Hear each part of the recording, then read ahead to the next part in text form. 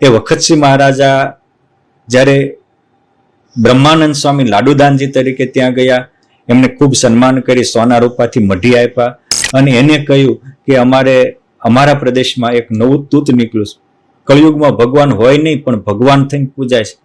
ત્યારે કે છે કે લાડુદાન તમે એની પરીક્ષા કરો, તા કે હમણાં સ્વામિનારાયણનું પાખંડ ખુલ્લું પાડીને પાછો આવું છે.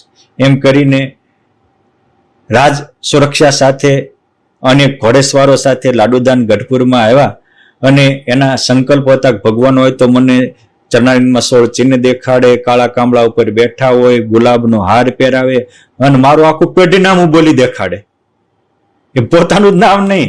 અને ભગવાન એના બધા મનોરથ પૂરા થયા અને એ લાડુદાન એ સ્વામિનારાયણ સંપ્રદાયના પ્રતિભા સંપન્ન પરમહંસ બ્રહ્માનંદ સ્વામી થયા. ત્યારથી ગાયક ભાવનગર નરેશ, ગોહિલવાડ નરેશને એવું થયું કે આ કોઈ સામાન્ય વ્યક્તિ નથી, નકર લાડુદાન જેવો ડુંગરો ડગે નહીં, હજી કાંકરો ડગે.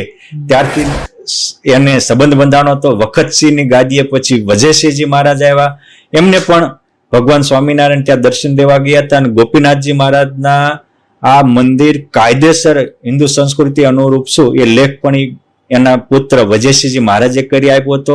અને પછી આચાર્ય પ્રવરસિંહ રઘુવીરજી મહારાજની ભવ્ય ભાવનગરમાં સવારી કાઢી અને આખા ભાવનગરને પણ આચાર્ય શ્રી ગોપાળાનંદ સ્વામી જેવા મોટા સંતોના દર્શન કરાવ્યા હતા.